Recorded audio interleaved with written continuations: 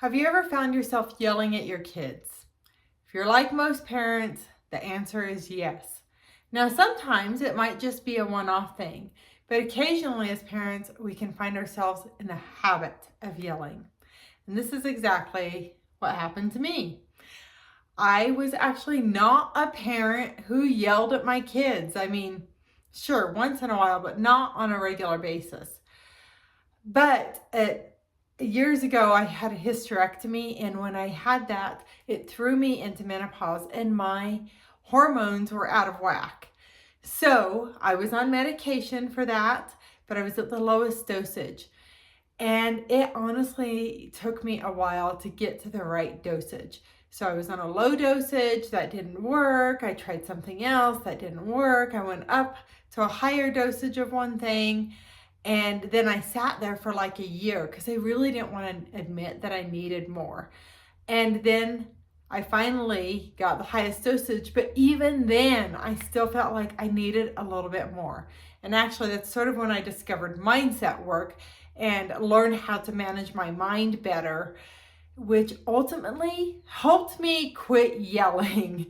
So let me give you some real how-tos of how to stop yelling at your kids, because I know if you're like me, you don't want to yell at your kids. It's not good for your kids, and for yourself, it doesn't feel good. And I'm here to tell you, if you don't like being with you, neither does anybody else. And if you're yelling all the time, other people don't like being around you, and you probably don't like being around you either. So let's change that. So the first step in stopping yelling is to recognize that you're doing it and admit it. That you're yelling a lot. And you have to stop yelling, you've got to be committed. You need to decide right now, I'm not going to be a mom or a dad or whoever that yells anymore. I'm going to stop. So that is literally, those are the first two steps. One is recognizing you have an issue with yelling, whether it's once in a great while or multiple times a day, as I actually ended up going to, and admitting, yeah, I'm yelling a lot. And the second step here is to make a firm decision. I'm going to stop yelling. And you need to feel determined. So if you're thinking, I want to stop yelling, I'm going to stop yelling. I want is one thing, but I'm going to is another. You need to decide how you're going to feel to stop yelling. For me, I was determined to stop yelling at my kids. I was not going to do this anymore. Now, once I decided to stop yelling, I had to come up with a plan to stop. So I set an alarm in my phone 3 times a day. And what I did is I thought about the times that I was triggered. There were very specific times of the day, and there was this very specific way one of my children was behaving, and I would be triggered from that behavior. Now, it is not her fault that I was yelling, though. It was mine. I'm the parent. I'm the adult. I have to own that. It does. So that's another part of this, is you have to own it. Nobody is making you yell but you. It's your thoughts. So for me, maybe it was I wish she would quit doing that. This drives me crazy. Or whatever it was. I don't even remember exactly, but there was something happening and I was reacting to it by yelling. So you need to recognize what your triggers are. So take a moment and if you need to, pause this and think about what triggers me to yell. And also, what times of the day do I tend to yell at? For me, it was not when I wake up first thing in the morning. I'm rested. I'm fine. I'm not yelling first thing in the morning. For me, it was mid-afternoon. I would be getting a little tired, but also that was very frequently a time frame when my child would do this thing where I felt triggered and I would find myself yelling. And then it was also again at the end of the day, maybe even dinner time, or maybe right before bed when I'm really tired, especially when you have really young kids. It is physically exhausting. And so I had specific times of the day that I would find myself yelling. So I took note of that. I took note of what my triggers were. You can do the same. Now, what I did is I set an alarm 3 times a day. And the first one would go off like in the morning. It wasn't like the alarm that wakes me up. It was like maybe an hour or two after I've been out of bed. When I'm not usually yelling at this point. I'm like fine. But it was a reminder, like, I want to be a mom who's calm. I want to be a mom who doesn't yell. It was a reminder for myself, right? Now, the second time for me was like maybe an hour or so after lunch. This would be a time when I was getting close to that time of day where I might find myself feeling triggered and end up yelling. So I was reminding myself, I want to be a calm mom. I don't want to be a mom that yells. And then again, like, in that dinner time hour, I'd have this alarm go off. Now, here's another part of what I did. I had these 3 alarms that would go off to remind me of the kind of person I wanted to be.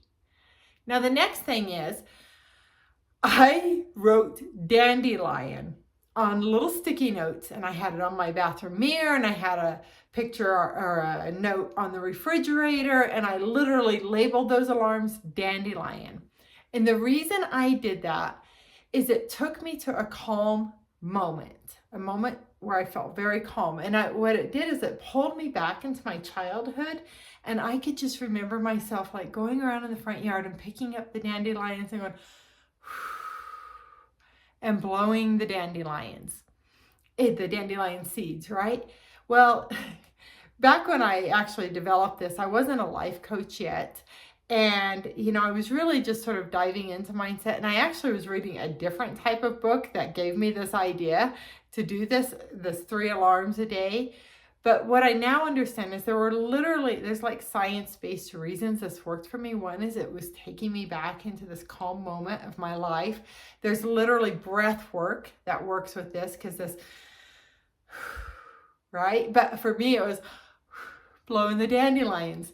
So the dandelion seeds. So there's something scientific about this. So I'm going to encourage you, adopt what I did, the dandelion seeds, if that's a pleasant memory, but at least take yourself to a pleasant memory where you feel calm, and at the very least incorporate some breath work with it. While you're thinking of that space, it's like,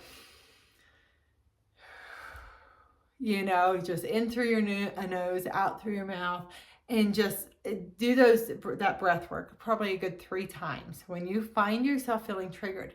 Now, here's the next thing. So I have these sticky notes all over that say dandelion. I have dandelion labeled on my phone. My phone is going off. It's like laying on the counter. So my kids are noticing that it says dandelion on my phone. And they're like, Mom, what does dandelion mean? They're getting confused about this. And I was embarrassed. I didn't want to tell anybody. So I finally said, if I start yelling, just say dandelion to me. Just say dandelion. And so they did that. If they found me yelling, they would say dandelion, and it would like stop me. But I didn't want to tell everybody I was going to quit yelling, because I knew it would be like, yeah, right. And it was like that embarrassment, right? I had so much shame around yelling. What happens with shame is we hide, just like I was doing by not telling everybody, because we're embarrassed. But at some point, my kids knew that dandelion had something to do with Mom yelling, and I stopped yelling if they said dandelion. Even if I had started, all they had to do is say dandelion, I'd be like, and I'd go back to blowing the dandelions and the breath work, and it worked. It totally worked. And I'm not going to say I never have a moment where I yell in a really high stress situation. I have found myself yelling, and actually I'll share one of the times with you. Is my daughter was stranded on the side of the road in 100 and some degree weather, and like her phone was dang near dead, and I'm trying to be on the phone with like AAA and trying to communicate with her real quick, and everybody's talking in my ear because I'm on 2 different, like listening on one phone, like my husband's phone, and then my phone, and everybody, and I was trying to do it quick, so I was like, stop. like more than that. I found myself yelling, but I was really stressed because I was really worried about my daughter, right? But it's not like I don't find myself yelling for silly things anymore, or just because something's irritating to me. In a really high stress moment, I might, but even then, like, I'm more aware of it now that that is a trigger for me. So it's something like I can feel it and I can stop myself because I'm seeing that, like, I know what this feels like. So a few other things you can do. Basically, this is how to stop yelling: is you set the alarm in your phone 3 times a day. You put some sticky notes up all over the place, anywhere you find yourself yelling. You do that breath work. You do this. Now, here are some other things you can do to stop yelling. When you find yourself feeling triggered, get low. Like, if you're standing, sit. If you're sitting, sit on the floor. You know, if you're in a chair, get to the floor, lay down. If I know, like, I'm gonna have to have a conversation with a child where I know I'm going to feel triggered because there are just some circumstances in my life where this can happen, I literally lie down on the couch to have the conversation because I know it will help me stay calm. It's like this physical reminder, and you're grounding yourself. You're like making contact with the ground. So this is really important. If you want to stop yelling, get lower, because it'll help you just chill out. Now, if you want to quit yelling at your kids, another thing that you're going to want to do is to imagine yourself doing something else. So let's sort of plan for this ahead of time.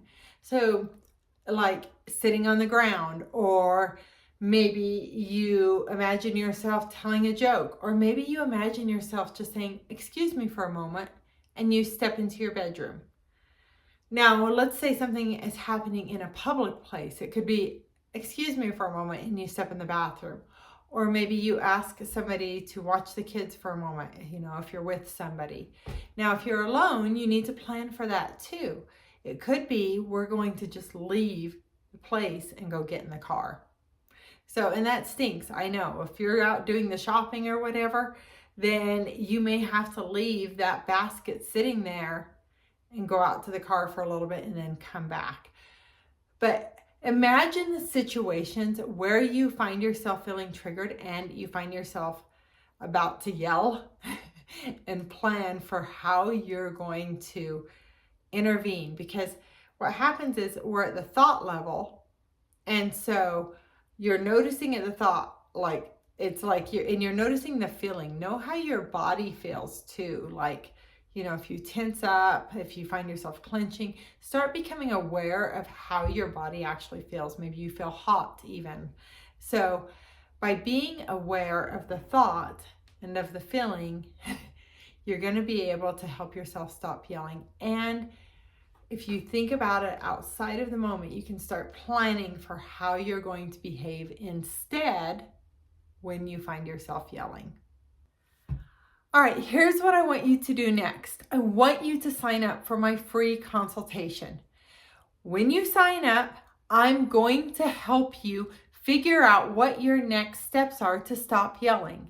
Now, I also want to offer that if you're having challenges with another area of your life, whether it's in a relationship or with organization or something completely different, I can help you.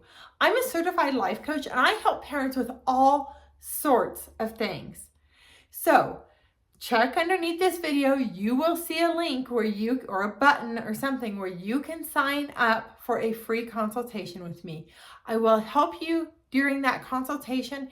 And if you want to work with me more in the future, we can talk about that. All right, go sign up for your free consultation. I cannot wait to meet you. Live and learn your way. My name is Jackie, and I am the founder of Homeschool Think Tank. I'm a homeschooling consultant, and I am a certified life coach. I'll see you soon.